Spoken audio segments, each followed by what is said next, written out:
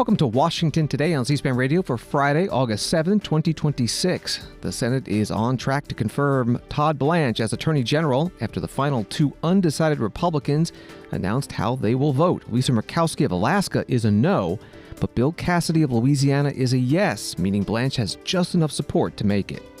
Senate passes the Lindsey O. Sanctioning Russia Iran Act with an overwhelming bipartisan vote. It gives the U.S. president power to sanction countries that import Russian oil and gas, aiming to cut off Russia's money supply to continue its war against Ukraine.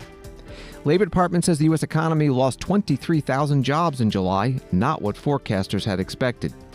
A federal appeals court panel rules construction of President Donald Trump's White House ballroom must stop because it requires congressional approval. The president says he will appeal to the Supreme Court, calling the project necessary for presidential security, and the court's decision horrendous, politically motivated, and unlawful. What's next for the Farm Bill now that the Senate Agriculture Committee has voted it down over a party disagreement about food aid funding?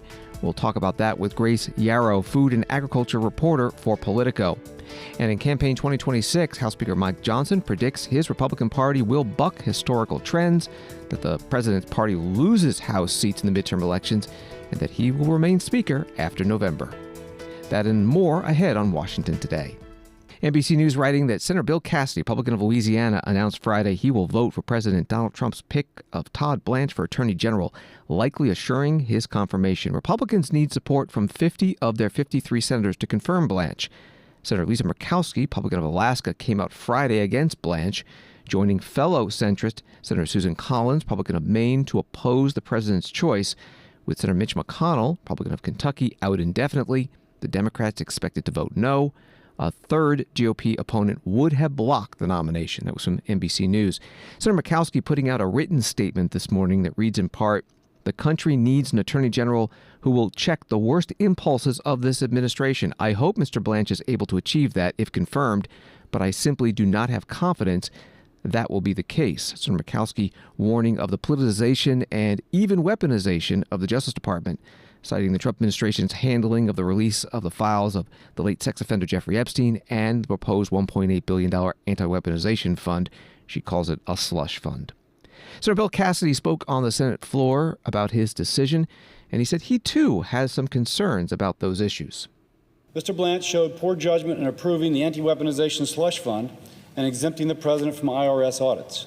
No American should be unfairly targeted by the law, but no American should be above the law. Mr. Blanche said these were mistakes, and he has made efforts to kill the slush fund. I am particularly concerned about episodes of apparent lawfare, DOJ bringing suits against political enemies. Both parties, presidents of both parties, have been guilty of this. It must stop. It should stop now. A never-ending cycle of prosecuting political enemies undermines the rule of law, degrades the public's trust in our institutions, and makes our politics more extreme when we need to unite to solve the big problems of our time. I'm not entirely satisfied where this is, and I have no doubts that I'll have concern in the future. I will note that I've learned that some of the cases that have been publicly reported to be under investigation by the Department of Justice have been dismissed or are no longer being pursued. I am realistic that President Trump can be unrelenting on this, but this will be true no matter who the Attorney General is, and this is the rationale for having a Senate-confirmed Attorney General with more leverage to push back. I will also note that Mr. Blanche is criticized for things over which he has no control. He points out that he has been criticized for presidential pardons given to January 6 rioters, some of whom assaulted police officers. Many of us were here then. But this is a presidential prerogative, and he is not the president. He also points out that he can advise the president, but the president is not obligated to take his advice. That is the same thing that former Attorney General Barr said in a separate conversation. And Mr. President, I can absolutely believe that President Trump at times would not take advice. Senator Bill Cassidy, Republican from Louisiana, today on the Senate floor. Later in his speech, he said that after talking with Attorney General nominee Todd Blanche numerous times and others, including former Attorney General Bill Barr, he decided to vote yes on the nomination. When former Attorney General Bill Barr endorsed Mr. Blanche, he said Mr. Blanche will run the department as effectively as anyone can under President Trump. Some have called that faint praise. I don't think that it is.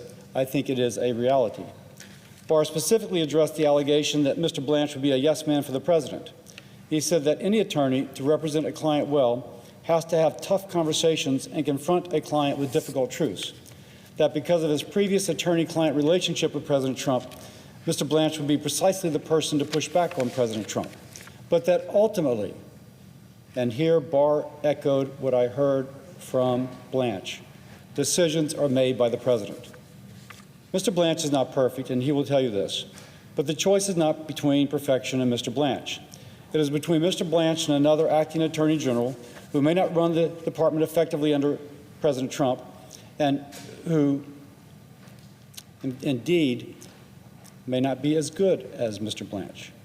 This puts at risk the progress made fighting violent crime, human and drug trafficking, and fraud. And this does not serve the American people well. This is not a referendum on President Trump. It is a decision regarding Mr. Blanche in very specific circumstances. All considered, I will vote for Mr. Blanche. I'll be criticized for this vote. What's new? But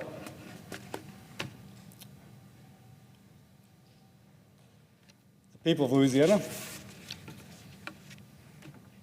can be assured that I worked hard to understand the issue and to make the right decision.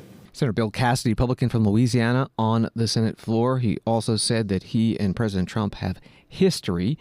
The president endorsed Bill Cassidy's primary opponent, who ended up beating him, but Bill Cassidy saying that has nothing to do with this decision. A Senate confirmation vote on the Todd Blanche nomination for Attorney General is expected tonight or over the weekend. And if senators vote as they have so far telegraphed, the final vote will be a confirmation, 50-49. Senator Chris Van Hollen, Democrat from Maryland, was interviewed by Midas Touch outside the Capitol building about these developments.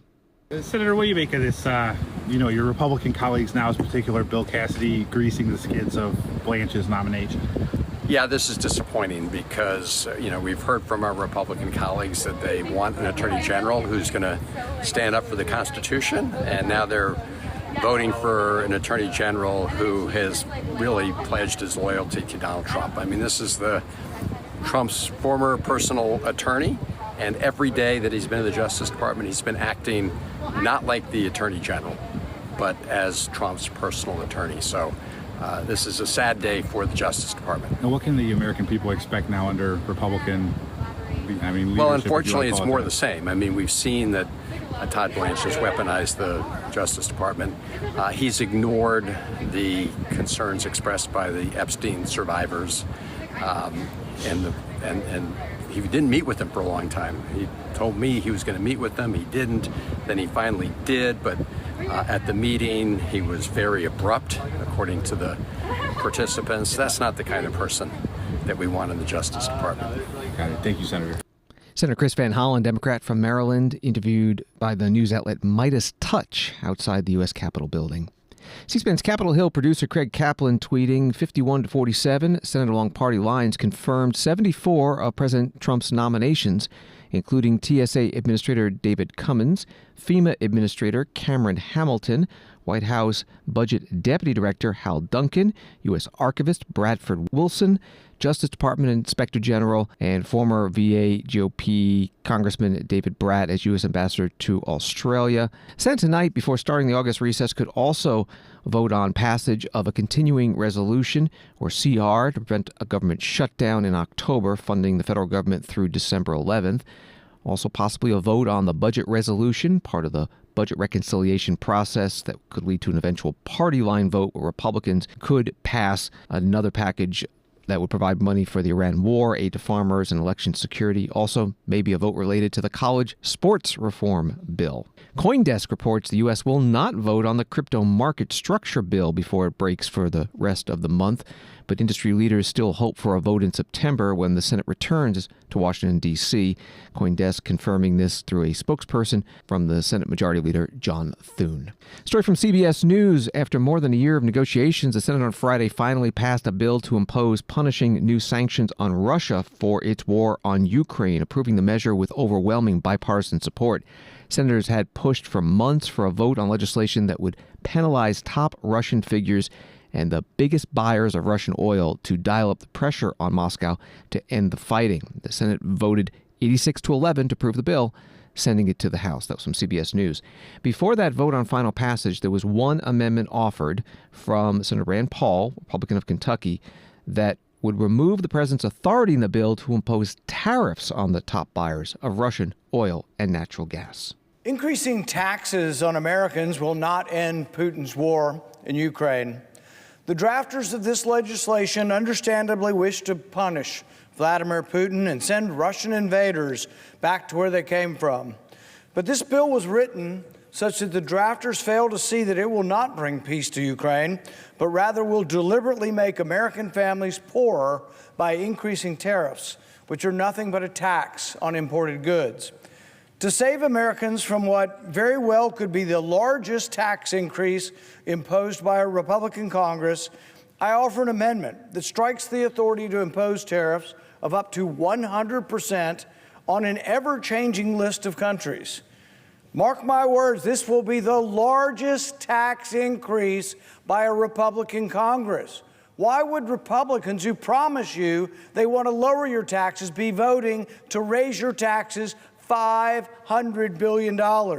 Senator Rand Paul, Republican of Kentucky, offering his amendment on the Senate floor. Opposing it, Senator Jeanne Shaheen, Democrat from New Hampshire. I understand the concern of some of my colleagues on tariffs. I share those. I co-led an amicus brief challenging the president's illegal use of IEEPA to impose tariffs and appreciated Senator Wyden's partnership on that. That argument prevailed at the Supreme Court. I also oppose any abuse of the tariff authorities that are currently on the books. But the authority in this bill to impose tariffs is very narrowly scoped, and it contains clear guardrails. It explicitly says that the only countries that can be subject to tariffs are the top 5 purchasers of oil or gas, the top 5 sanctions evaders for Russian oil. So if we're going to be successful at putting pressure on that we need to put pressure on to get Vladimir Putin to the table, we've got to shut down the money that he's getting from oil and gas. And that's what this bill would do. These tariffs have one purpose: to make it more costly for countries to keep buying the Russian energy that funds Putin's war. This amendment does not restore Congress's constitutional authority over trade, which, listening to the authors, you might question. And if this amendment is adopted, President Trump's existing tariff authorities remain exactly where they are today. The only thing that would change would be our ability to put pressure on countries that are still buying Russian energy. So I oppose this amendment. I urge my colleagues to oppose it as well. And I think one of the critical issues here is the urgency of where we are in this war right now. The momentum is on Ukraine's side. This is Russia's worst summer of the war yet. But we know the situation can change quickly against Ukraine. Senator Jeanne Shaheen, Democrat from New Hampshire, on the Senate floor. Senator Rand Paul's amendment failed on a vote of 32-64. Then it was on to final passage, and right before that vote, there were final remarks from Senator Darlene Graham, Republican from South Carolina, who was appointed to the seat left vacant by the death of her brother, Lindsey Graham, for whom this bill is named. I rise today, and I'm honored to reiterate my full support for the Lindsey O. Graham Sanctioning Russia and Iran Act of 2026. My late brother Lindsey was a foreign policy and national security expert. He was also a peacemaker who was determined to bring an end to the conflict in Ukraine. He worked tirelessly to achieve that goal. Lindsey traveled to Ukraine on 10 separate occasions, seeking an end to this war. And despite the Ukrainian people's unwavering resolve to fight back, Russia has refused to stop. On his last trip to Ukraine, Lindsey continued his work to achieve peace. He understood that providing President Trump the tools contained in this legislation would help push Russia to the negotiation negotiating table. That had been his goal since day one. We are all aware of the tremendous bloodshed. For more than 4 years, Putin has wreaked havoc on the lives of everyday people, kidnapping tens of thousands of Ukrainian children and committing unspeakable acts. The war against Ukraine is primarily funded by the revenue Russia rakes in from energy sales. Without these profits, the ability to fund the war would be crippled. This legislation hits Putin where it hurts. It contains provisions that specifically target those who are supporting Russia's war in Ukraine. This bill forces those primary countries keeping Russia's economy afloat to make a simple yet critical choice, a choice between doing business with America or buying cheap Russian energy. This legislation tells Russia's customers that the United States of America will not sit by while they fund Putin's assault. The Lindsey O. Sanctioning Russia and Iran Act of 2026 would end Russia's network of aggression and criminal leadership. History tells us that when an ambitious dictator goes after one nation, he typically doesn't stop there. My brother knew this well, and I'm honored to continue his work of advancing this historic legislation. Senator Darlene Graham, Republican from South Carolina, on the Senate floor. The Senate passed this bill 86-11.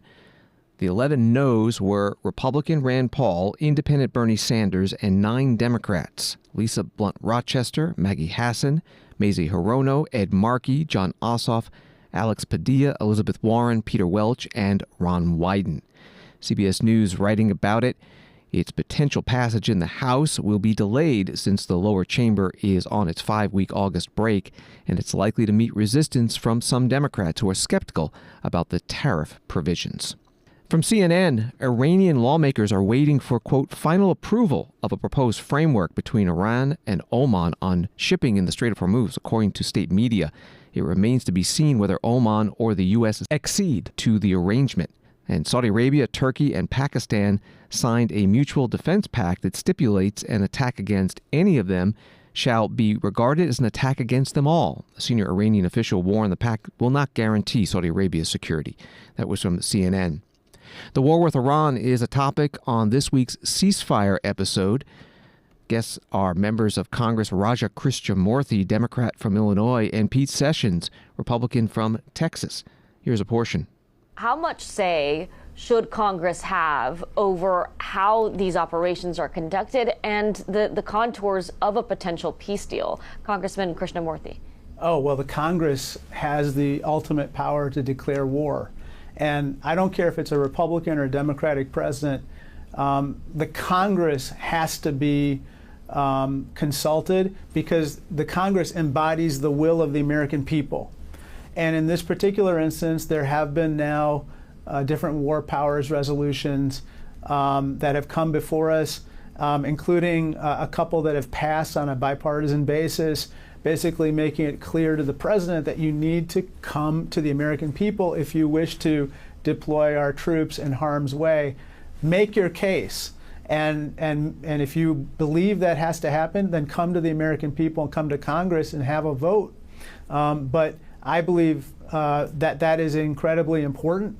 And that's why I believe the current hostilities are illegal, because it hasn't been done in that way. Article 1, as Pete alluded to, has not been followed in this particular matter. Yeah, Congressman Sessions, what Congressman Krishnamurthy just outlined there about what should be happening in the case of this sort of conflict, it's simply not. What do you want to see from this administration?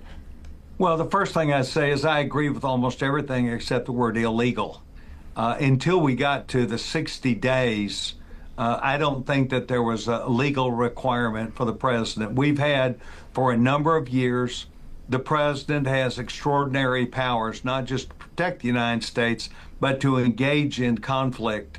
But at the 60-day mark, there appears to be very clearly to me the law where Congress would have a say, yes or no.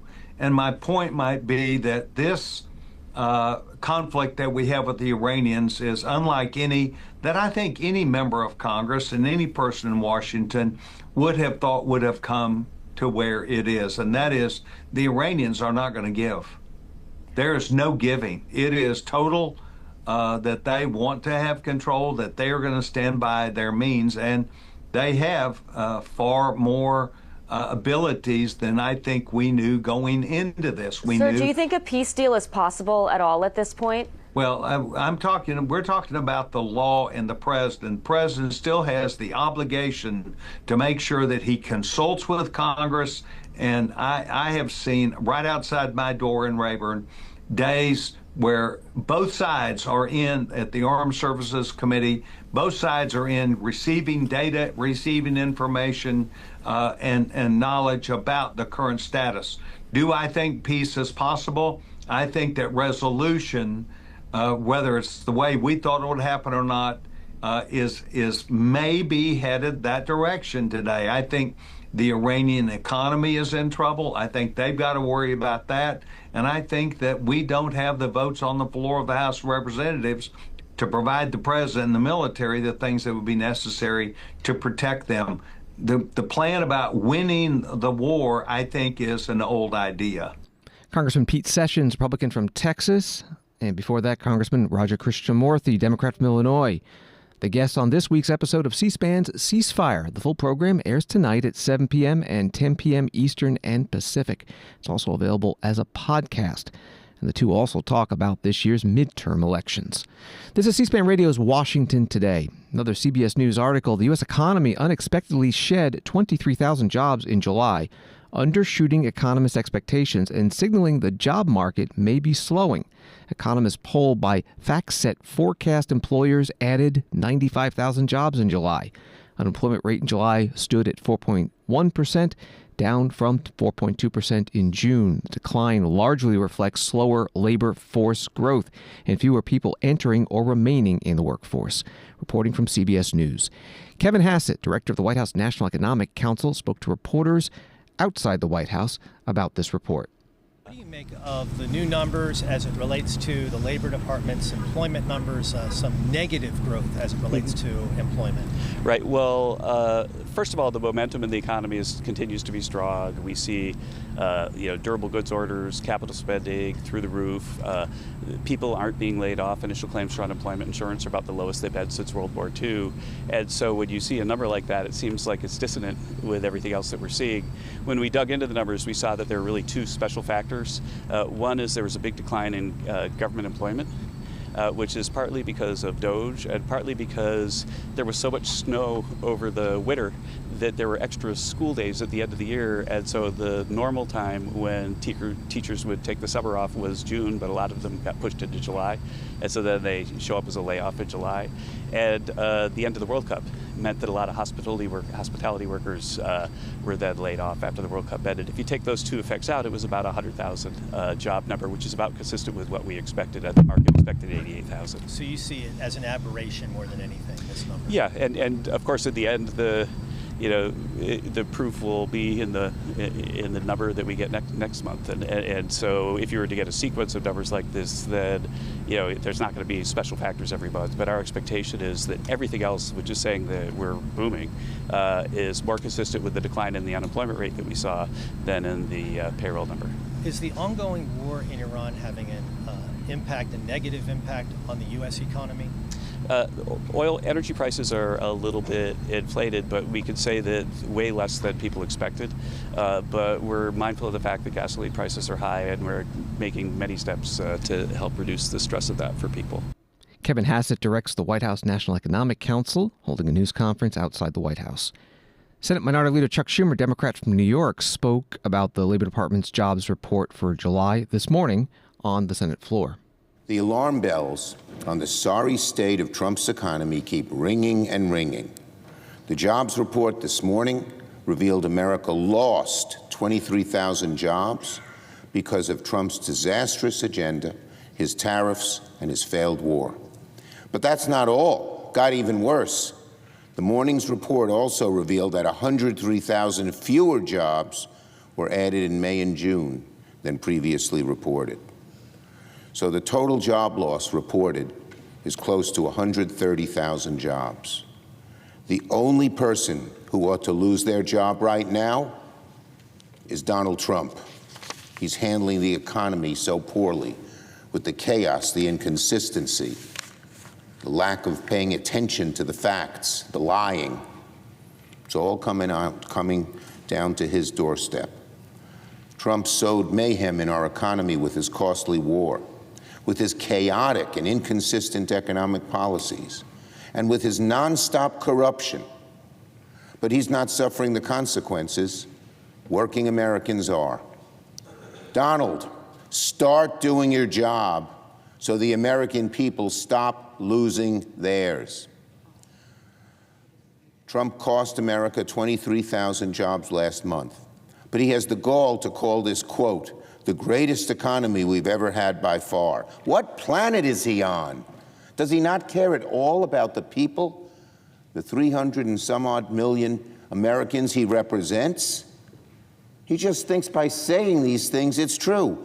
Trump, when you say it's the greatest economy we've ever had and we've lost over 130,000 jobs in the last few months, you don't know what you're talking about, you're not in reality, and it's cruel and callous to the people who are no longer earning a salary. Senate Minority Leader Chuck Schumer, Democrat from New York, on the Senate floor. On Wall Street today, the Dow up 151, NASDAQ up 342, S&P up 47. The National News Desk reporting that President Donald Trump is slated to announce more than $180 million in grants to boost the American mining industry through education and trade programs. White House said that the president will host a mining industry roundtable at the State Department with nearly 200 attendees Friday. Again, that was from the National News Desk. Here is the president at that roundtable. Today, we're taking another historic action toward the future of American mining. For years, mining schools and colleges that are essential to training the future leaders of this industry have been absolutely and sadly disappearing. Accredited mining programs in the United States now graduate less than 170 mining engineers each year, while China graduates more than 3,000, and half of our current mining workforce is set to retire within the next 3 years. Well, that's why my administration is making an unprecedented financial commitment to our nation's mining schools. It's going to keep us nice and young and vibrant. The schools came to us seeking $10 million per year in funding. Instead, I'm thrilled to announce that we're delivering $100 million to train the next generation of American miners. And you have a lot of you are in the room right now.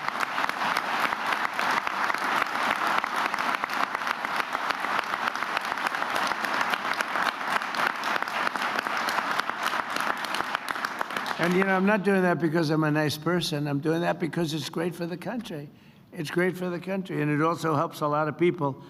And they want to mine. I've seen it, and we had a little campaign against somebody named Hillary Clinton, and she wanted the miners of West Virginia to learn how to make chips, little tiny chips with their big, strong hands. And they were not, I won by 55 points. They were not thrilled. They didn't want to be doing it. They wanted to be in the mines. That's what they want to do. They don't want to do anything else. I remember that. It was so unbelievable. It was very, very good for me. I tell you what, she didn't get that. We did very well with that kind of thinking. But we're also making major grants to the Colorado School of Mines, the South Dakota School of Mines, and the Johns Hopkins RTX partnership. And together, those grants are worth $81 million. It's going to train people, work with people, and we're going to put you right back on the front pages. That's what you have to be. In addition, today, my administration is announcing a series of historic mining projects worth $3 billion, which will create thousands of jobs and promote our economic stability and security. President Donald Trump at a roundtable on mining held at the State Department in Washington, D.C. Washington Post writes that President Donald Trump on Friday said that he would ask the Supreme Court to allow him to resume work on his planned White House ballroom after an appeals court ruled he had exceeded his authority by building it using private donations and ordered a halt. We will be immediately appealing to the U.S. Supreme Court, Trump wrote on his Truth Social platform, reiterating his argument that the planned $400 million privately funded addition is needed to protect him and future presidents. He said this unjust decision must be overturned by the Supreme Court in its entirety. In a 2-1 decision earlier Friday, a 3-judge panel at the U.S. Court of Appeals for the D.C. Circuit sided with a federal judge's April ruling requiring construction to halt until Congress expressly authorizes the project. The 2 judges wrote in the majority opinion, each president is a temporary tenant, not the owner of the White House and its executive residence. They stayed their ruling for 14 days to allow the White House to appeal to the Supreme Court. That was from the Washington Post.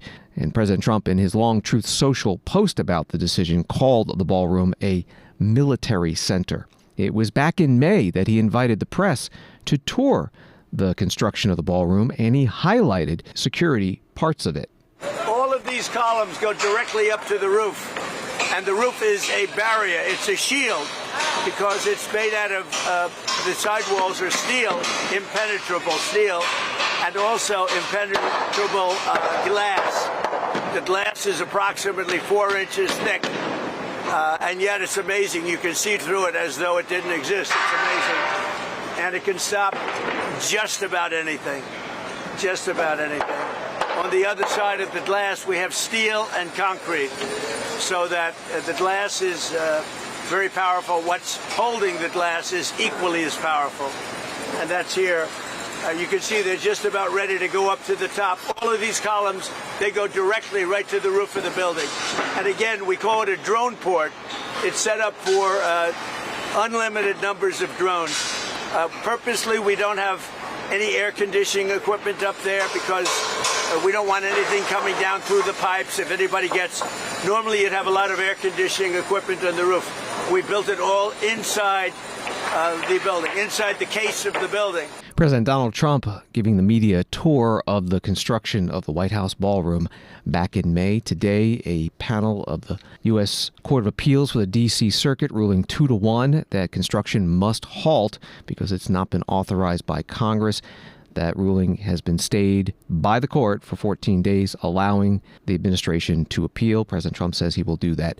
Brent Leggs, the CEO of the National Trust for Historic Preservation, the nonprofit that led the lawsuit, putting out a statement, "This is a great day for our country and for the American people's right to voice their opinions about the historic places they cherish, including the White House. The White House, a global landmark that symbolizes American identity and the ideals of democracy, belongs to the American people." Washington Today continues in a moment. Today on C-SPAN Ceasefire, a bipartisan discussion on the U.S. war with Iran, featuring Illinois Democratic Congressman Raja Krishnamurthy and Texas Republican Congressman Pete Sessions, joined by our host Dasha Burns. They'll also discuss the economy and the battle for the control of Congress in the upcoming midterm elections. Watch Ceasefire today at 7 p.m. and 10 p.m. Eastern and Pacific, only on C-SPAN. You can also listen to Ceasefire on demand anytime as a podcast wherever you listen to podcasts. Welcome back to Washington Today, available as a podcast on our free C-SPAN Now mobile app and wherever you get your podcasts. Politico reporting that Agriculture Committee Democrats rejected a GOP-led Farm Bill Thursday in a vote that highlights deep partisan divisions over nutrition aid cuts and leaves Congress without a clear path toward reauthorizing the long overdue bill. Coming up, we'll speak with the reporter who wrote that article about what happens now. First, Senator Roger Marshall, Republican from Kansas, member of the Ag Committee, reacting to the defeat of the bill Thursday on RFD TV. This is horribly disappointing. The Democrats just voted down the Farm Bill on the Senate Ag Committee. You know, I think the shocking part is they walked away from year-round E15. They walked away from 5 years of certainty when it comes to crop protection programs. So we raised the reference prices 10-20% in the Working Family Tax Cuts bill, and this would have given folks 5 years of certainty. It raised the loan limits from USDA. It had more high-speed internet for rural America and infrastructure and farmer mental health, all those things, and they walked away from it because of an error rate issue when it comes to SNAP programs. And, happy to dive into that, but that's really what their only hangup is. That this bill is full of bipartisan priorities, but they're hung up that we want states to be accountable, that if they have a high error rate on administering SNAP, then the states would have to pay more or some fair share of those SNAP benefits. So it's just horrible news for the American farmer and rancher. Senator Roger Marshall, Republican from Kansas, on RFD TV on Thursday after the Senate Agriculture Committee voted down that farm bill. During the markup of the bill, Senator Cory Booker, Democrat from New Jersey, argued that the SNAP food aid program should not be the place that lawmakers look first to find significant budget savings. I want to fix the problem, but even more so, Leader Thune, I want to get the bipartisan stuff done, and we're not going to get a farm bill. That's the game here today. All of us knew before we walked in this room, this is going to fall to a partisan vote over SNAP payments. And so it's hard for me to sit here and participate in the kabuki theater of fiscal responsibility when the last 10 years in America, the profligate spending and deficit spending has been gross and offensive. And I see my colleagues on the other side, let's do DOGE, let's do this. Nothing has changed. We are spiraling into a deficit and a debt, and where our big idea to solve that problem is to go after the most struggling Americans. That is hypocrisy when there's huge ways to save money out there that nothing is being done about. But of course, that's the rich people. If poor people could afford lobbyists in this country, we wouldn't be doing this. Senator Cory Booker, Democrat from New Jersey, during the Agriculture Committee markup of the Farm Bill on Thursday. The committee defeated the bill on a party line vote, mainly because of that SNAP issue. And joining us now to talk about it is Grace Yarrow, food and agriculture reporter for Politico. Thanks for being with us. Thanks for having me. What is the disagreement over SNAP between the Republicans and Democrats in this bill? Yeah, so going into this markup, some key context here is that the Farm Bill sort of coalition that a lot of folks talk about. Traditionally, Democrats support the nutrition pieces of the bill, and Republicans vote for it to get some of their farmer program priorities done. So going into this markup, last year Republicans passed a lot of their priorities. They spent a lot of money on farmer, what we call the safety net program, so that's things like crop insurance. They paid for a really big boost to that by cutting spending on SNAP, or formerly known as food stamps. So going into this markup, there was already a lot of partisan divides, I suppose. Democrats in particular, are really frustrated about the party line vote on the SNAP cuts. They weren't able, obviously, to block that last year. So their goal with the Farm Bill is using their leverage in the Senate. They were hoping to get a 2-year delay on a key part of Republicans' cut to SNAP spending, and that's by forcing states for the first time in history to pay for part of the SNAP benefits. Right now, it's all federal money, and states just have to pay for part of the administrative costs. But soon, starting next fall, under current law, states will have to start spending their money out of their state budgets to pay for SNAP benefits. So that's sort of the partisan divide going into this markup. Democrats were hoping for a 2-year delay, and what the Senate Ag Chair, Senator Boozman, offered was a 1-year delay, and that was negotiated with the White House and with Republicans. So going into it, we were expecting it to fail, given that Democrats just were standing united because they didn't get that 2-year delay that they wanted. Well, now the Senate is about to head home for a couple of weeks for the August recess. When they come back in September, they might revisit this. Has the chair, Senator Boozman, or the ranking Democrat, Amy Klobuchar of Minnesota, indicated that they might talk about a compromise during that time? Yeah, I mean, both sides have pretty much dug in their heels on this, as far as I'm aware. Senator Boozman said that he's hoping to reconvene the committee after the bill failed to advance out of committee yesterday during the markup. He recessed the committee instead of adjourned, so he can bring them all back for another vote without having to go through the whole markup process again. And because we also got the news yesterday that Senator McConnell might be able to come back to the Senate and vote, then Republicans could advance it out of committee committee on just a party line vote. The key issue was that Senator McConnell yesterday wasn't there to help Republicans secure that.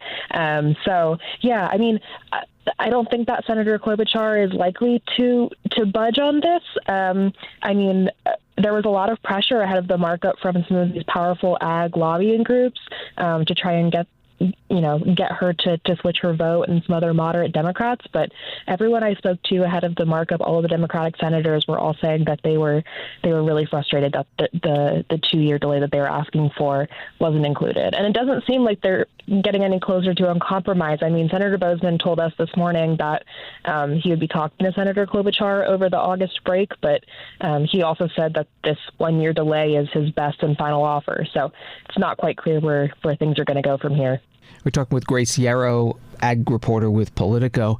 If you look around at the news outlets in farm-heavy states or the publications that focus on this issue, there's a lot of disappointment that this failed. What does it mean, the other programs in the bill, if a full 5-year farm bill doesn't make it into law this year?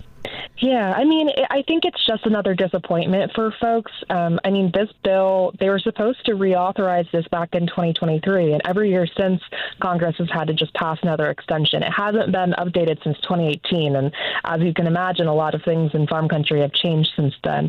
So, I mean, farmers I talk to are already struggling a lot because of, I mean, even just with the Iran war, gas prices, diesel prices for farmers are really huge. Fertilizer prices have been bad this year. And so a lot of folks were hoping that these policy updates that just haven't been updated broadly since 2018 were going to get secured this year. The House was able to pass its farm bill, and everyone was watching the Senate. This is still the farthest the Senate has been able to make it. There hasn't been a markup on a farm bill since 2018 in the Senate. So there is some progress, but at this point it's hard to see how this thing gets passed this year. One of the senators who was at Thursday's markup was the majority leader of the House, John Thune of South Dakota, a Republican, because South Dakota is a farm state. What were his concerns? Yeah, I think Leader Thune being there was really, I mean, he's, even in his leadership position, he's been really active on the committee still. Obviously, a lot of these issues are important to his constituents in South Dakota, but he was there, I think, my perception was he was there to back up Senator Bozeman, the chair of the committee, and he was involved in the negotiations going up to the markup that included the White House to see how much Republicans could sort of undo what they already passed on the SNAP cost year delay. So that's where that 1-year delay was negotiated, and Leader Thune was a key part of that. So he was there basically to talk to Democrats, and he made a lot of points about, this being a good offer, trying to convince them that this was worth saying yes to for now. But obviously it still wasn't enough. And we haven't been talking about the White House. Have they been involved in the negotiations on the SNAP issue, or are they concerned about the farm bill maybe not making it to the finish line this year? Yeah, so the White House was actually pretty heavily involved, especially as Senator Bozeman was trying to come up with this offer to Democrats on the 1-year delay. There was a little bit of frustration among USDA officials and White House officials that they would be giving into Democrats by delaying this, but we reported a while ago now, some Republicans have privately also supported delaying it because it will impact a lot of red states too. Obviously, all states will face this new requirement. So there is some bipartisan support, and so the White House is willing to say okay to the 1-year offer. I do think, obviously, Trump officials want to prove that they're helping farmers leading up to the midterms.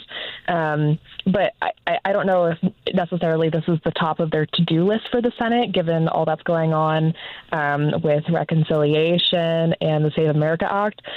So, yeah, I don't know if this is their key priority, but I'm sure they would love to have a win for farmers ahead of the midterms. Grace Yarrow, food and agriculture reporter for Politico. You can find her articles at Politico.com, and on X it's at Yarrow Grace. Thank you very much. Thank you. Have a good one. This is C-SPAN Radio's Washington Today. Story from the Hill. President Trump touted his endorsement track record Friday after one of his picks, Congressman Andy Ogles, a Republican, lost his Thursday primary in Tennessee. Last night was another good night for endorsements, 8-1, and the one was a person who I remained loyal to even though he had virtually no chance of winning and was running against a great Trump candidate. Trump wrote on Truth Social, throwing his support behind Charlie Hatcher, who defeated Ogles to secure the Republican nomination. That was from The Hill. President Trump, in a Punchbowl News podcast that was posted today, said he believes Republican voters are angry at Republican House members, but not at him. I have records in many of the states, the most votes ever in Texas and Florida and many, many states, Alabama. You can go through them, many, many states. The most votes ever. The question is, and they're asking this question, and I've had some great polls recently, real polls, but they're great polls. If I don't run, will those people go out and vote? And that's the one thing I can't tell. I'm going to ask them to, but I'm just watching guys like you, and you're very talented people. The question is, will they vote? Because a lot of them are very angry at Republicans, to be honest with you. They're Why is angry that? I don't know. I mean, they're angry at Republicans, but they're not angry at me. Thing. Why? They're not angry at me, but they are angry at Republicans. Everyone's always angry. And there are some areas that are basically Democrat, but they're Trump, like Pennsylvania. I win Pennsylvania easily. President Donald Trump in a Punchbowl News podcast called Flyout Day with moderator Jake Sherman. If the Republicans lose the majority control of the U.S. House to the Democrats after the midterm elections, the current minority leader Hakeem Jeffries, Democrat from New York, is expected to become Speaker. President Trump has called Jeffries in social media posts in the past low IQ and a thug. But in the Punchbowl podcast, he called him a nice guy. You'd had a meeting with Hakeem Jeffries a long time ago. I don't think you've had many more conversations with him since then. Maybe you have. What's your read of him? I think he's a nice guy. I mean, I did. He was here. Yeah. We had a good meeting. It was, look. He's harsh on you. He says, Well, he's harsh because I'm harsh on him. I'm sure he wouldn't be so harsh. I've said bad things about him. Could you do business with him, you think? Yeah, I think so. Look, the people harsh on me, I'm harsh on them. It's part of the world. You cover it very well. You cover specifically Congress. You see a strange group of people. But I'd probably get along with them very well. I met him essentially once. Yep. I think I'd probably get along with him very well. President Donald Trump in today's Punchbowl News Flyout Day podcast. The minority leader Hakeem Jeffries has been flying around the country campaigning during this August recess of the U.S. House ahead of the November elections. On Thursday, he was at the National Association of Letter Carriers Convention in Los Angeles talking about the Democratic Party agenda, and he says it's when, not if, they take control of the House after the elections. We're focused on making sure that we deal with the corruption that has been unloaded on the American people in such an unprecedented way. Because when you've got folks in high office, including the highest office in the land, unleashing unprecedented corruption on the American people, if folks are too focused on enriching themselves, their family members, their friends, and their donors, then they're not focused on making your life better. And so, beginning on day one, when House Democrats get the gavels, we're going to hold the crooks accountable. Beginning on day one. And deliver to you a government of the people, by the people, and for the people. That's what you all deserve. And you're the best of America in that regard. So House Democrats are going to fight for an affordable America. We're going to fight to lower the high costs of groceries, gas, and housing. We're going to fight to make sure affordable health care is available to every single American. We're going to fight to get ICE under control. And we're going to fight to end this reckless war of choice over in the Middle East and stop spending money over there so we can spend money over here to make your life more affordable.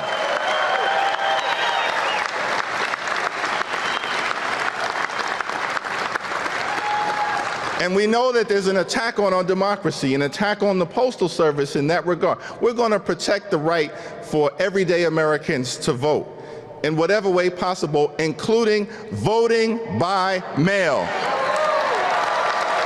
And we're thankful for the important work that you do in that regard, which is why one of our big priorities in protecting the right for every American to vote in whatever way that that state chooses is most appropriate, that when we get the gavels in the next Congress, one of our top priorities will be to pass the John Robert Lewis Voting Rights Advancement Act so we can end the era of voter suppression in the United States of America once and for all. Thank you for your work in that regard. U.S. House Minority Leader Hakeem Jeffries, Democrat from New York, at the annual convention of the National Association of Letter Carriers, the union, Thursday in Los Angeles. The major prediction markets say the Democrats will gain enough seats to take control of the House after the midterm elections. Polymarket puts it at 87%, Kalshi at 84%. But House Speaker Mike Johnson, Republican of Louisiana, told Politico's Dasha Burns on her podcast, The Conversation, this week, the Republicans will defy the odds and keep control. This is going to be a tight election, we all know. We have to defy history to win the majority and grow the majority. I'm convinced we're going to do that, but it'll be an anomaly because it's only happened twice in about 90 years that a sitting president's picked up seats for his party. And the president asks me all the time why that is. And it's pretty simple. When a party wins the White House, the opposing party is usually angry about it, and they come out with a vengeance 2 years later, and the president takes a hit in the number of seats in the House. I don't think that's going to happen this time. I think this is a midterm unlike any other. There are a lot of eyebrows that go up when you say you don't think it's going to happen. They've been underestimating me every day since I was handed the gavel, and we continue to defy expectations. We're going to do it again. I got a very boring 90-minute slideshow I can walk you through to show you all the reasons we're going to win. I'm sure our audience would love that. Yes. We can put that as an appendix to Good. We'll do it later. interview. We'll do it later. But why are you optimistic when history is against you? And we'll get into all of the present day challenges you have here too. Well, look, I'll summarize my 90-minute slideshow. Okay, we have a great record to run on in spite of the headlines every day. This has been one of the most successful Congresses in the modern era, maybe top 10 of all time. We've gotten so much done. We passed over 750 pieces of legislation through the House. We've codified like 125 executive orders of the president. We clawed back spending. We're saving fraud, waste, and abuse dollars. And we passed the big, beautiful bill, the Working Families Tax Cut, which benefits people in Arizona, for example. I mean, the average Arizonan has about $3,300 more in their pocket right now than they would have had if we hadn't passed the legislation. No tax on tips and overtime, Social Security, pro-business, pro-growth policies to help small business owners create more jobs. We restored peace through strength. We closed the border, secured the border. That's a big thing in a state like Arizona, especially in Tucson, in the southern district. There's a lot going on here. It's a great record to run on. We have better candidates. The Democrats are in total disarray. Everybody knows what's happening right now. And they have Marxists who are trying to take over the party.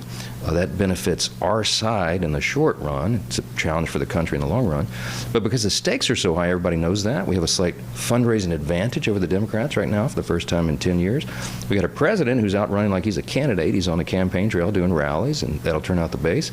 Look, I feel very good about this. We're going to do the first ever midterm convention because we're so excited. September 9th and 10th. We'll put it on display for the whole country, talk about that record of success, and tell them why this is a contrast election between common sense and crazy. And increasingly, that's what the other side represents.